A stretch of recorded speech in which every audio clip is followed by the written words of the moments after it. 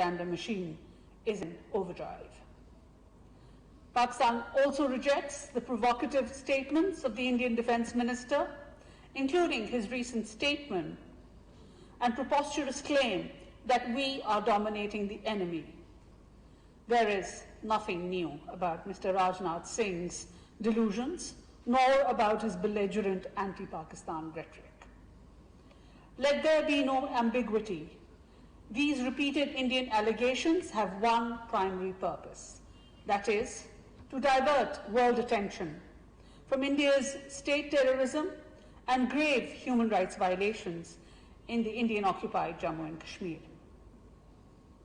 India also seeks to use these allegations as a pretext for a false flag operation. Pakistan has been continuously sensitizing the international community about such an eventuality and urging India to desist from any ill-considered action. Pakistan and the people of Indian-occupied Jammu and Kashmir have firmly rejected these Indian machinations in the past and will continue to do so in the future. Our immediate and effective response to India's Balakot misadventure clearly demonstrated Pakistan's will, capacity, and preparedness. India should not underestimate the resolve of the people and the armed forces of Pakistan to thwart any aggressive design. In parallel, India has also sought to take advantage of the world's preoccupation with COVID-19 to further push its Hindutva agenda in the Indian-occupied Jammu and Kashmir. The changes in the domicile rules represent another opportunistic move by the RSS-BJP dispensation to advance their sinister aim of effecting a demographic change in the occupied territory. In this context, Foreign Minister Shah Mahmood Qureshi has addressed letters to the OIC Secretary General and his counterparts in the OIC.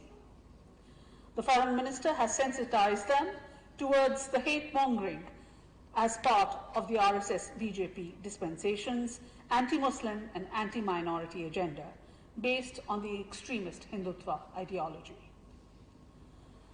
The Foreign Minister apprised the OIC Secretary General about the BJP government's systemic campaign to demonize Muslims by holding them responsible for the spread of the coronavirus. He has underscored that Indian actions are in contravention of international conventions and seriously undermine global efforts for religious harmony during these challenging times. We hope that the international community will take due cognizance and urge India to reverse this course, which is fraught with risks, for the safety and security of India's minorities, particularly Muslims, and for their fundamental rights and freedoms. Voices from within India and around the world continue to condemn the increasing wave of BJP's inspired hate crimes against minorities. The US Commission on International Religious Freedom, in its annual report, has once again placed India into its list of countries of particular concern for engaging in and tolerating systematic, ongoing, and egregious religious freedom violations.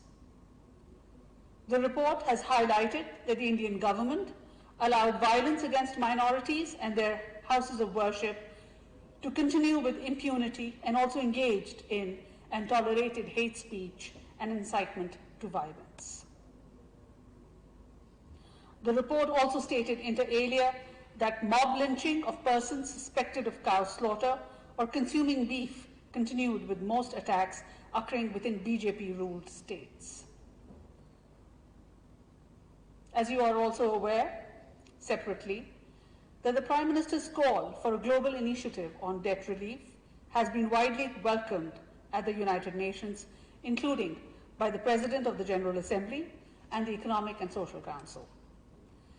In consultation with the UN and other international institutions, Pakistan will convene a group of interested countries at the UN to commence consultations on further steps that can be taken to evolve a comprehensive solution to the debt challenges of developing countries resulting from the COVID-19 pandemic. The Prime Minister and the Foreign Minister will be reaching out to a number of world leaders to discuss the need for a coordinated and comprehensive solution to the debt issue.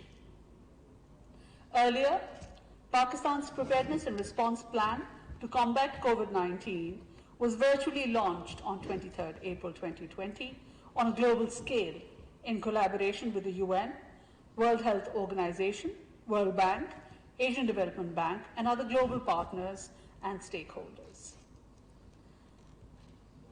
The PPRP has been envisaged to enable Pakistan to effectively mitigate the incidence of COVID-19 in the country by strengthening capacity in emergency prevention, response, and relief and building of health systems. In the face of the challenge posed by the coronavirus pandemic, the Chinese government and the Chinese people have stood firmly by Pakistan and their Pakistani brethren. Since the outbreak of the COVID-19 in Pakistan, China has extended tremendous support. It has so far provided $4 million in cash donations, in addition to 390 ventilators, 330,000 testing kits, 830,000 N95 masks, 5.8 million surgical masks, 42,000 protective suits, and millions of other protective equipment. Pakistan has also received critical medical supplies, including a vast quantity of disposable surgical masks, KN95 masks, testing kits, protective clothing, and portable ventilators from People's Liberation Army and the Three Gorges Corporation. PLA has also sent a medical team to Pakistan to assist us to control the pandemic. Earlier, it may be recalled that a team of Chinese medical experts had also visited Pakistan under the instructions of President Xi Jinping to assist us to contain the pandemic.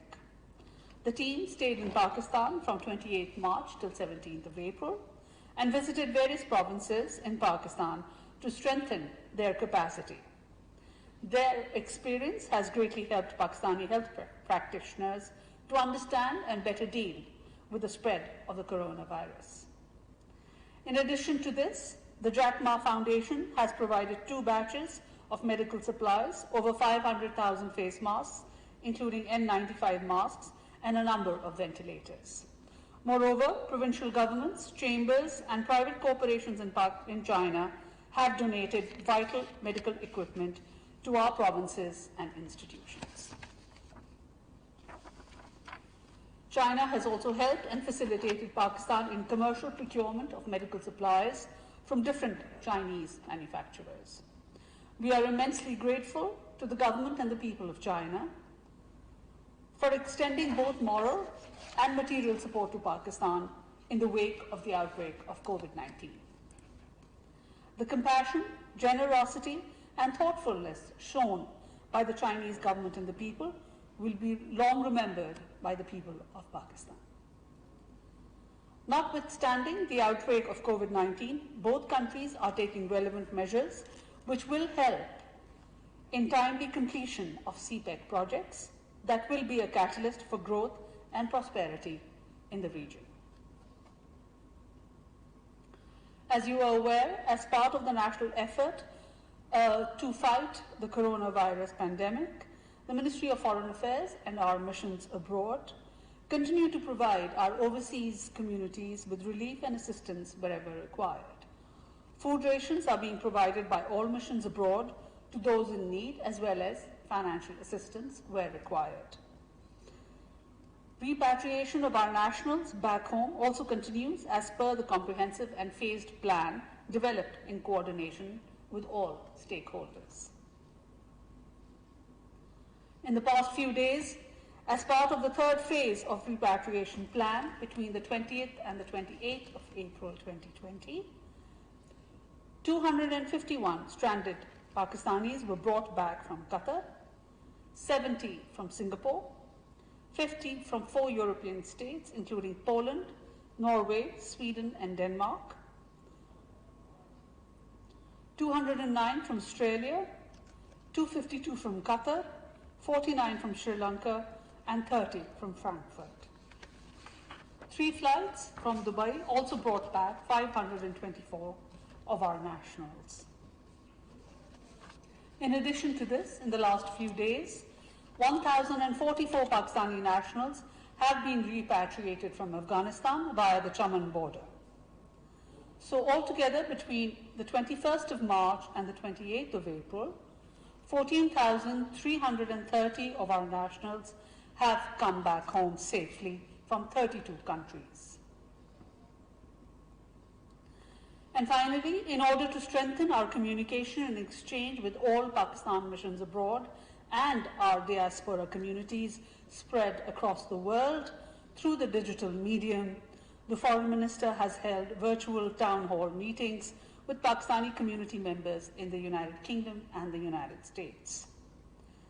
Through this virtual outreach, the Foreign Minister was able to brief the community members of the efforts being made by the government to control the spread of the pandemic in Pakistan, as well as the relief and repatriation services being provided to our overseas nationals in different parts of the world. The Foreign Minister, through these virtual town hall meetings, also gained first-hand information from our community members on the difficulties they faced in the UK and the US. He advised our heads of missions and officers to remain responsive and provide timely information and assistance to the community members. These virtual town hall meetings with Pakistani communities in different parts of the world will continue to take place regularly, where our overseas communities will have an opportunity to interact with the Foreign Minister in real time and exchange views on the services that our missions are providing and the efforts of the government to control the pandemic inside Pakistan. Thank you. Bharat मुतअद्दिद बार line of control पर cease fire मुआहदे की मुसलसल खिलाफ वर्जी कर चुका है और रवां साल 919 बार सीज फायर मुआहदे की खिलाफ वर्जी की गई है। भारतीय नाज़िमुल उमूर को दफ्तर खारिजा तलब करके एहतजाज रिकॉर्ड कराया गया है। भारत अपने हिंदुत्व एजेंडे पर काम कर रहा है। भारत का अक़लियतों के साथ रवैया नामुनासिब है, जबकि भारत में कोरोना वायरस का जिम्मेदार भी मुसलमानों को ठहराया जा रहा है। कोरोना वायरस पर काम करने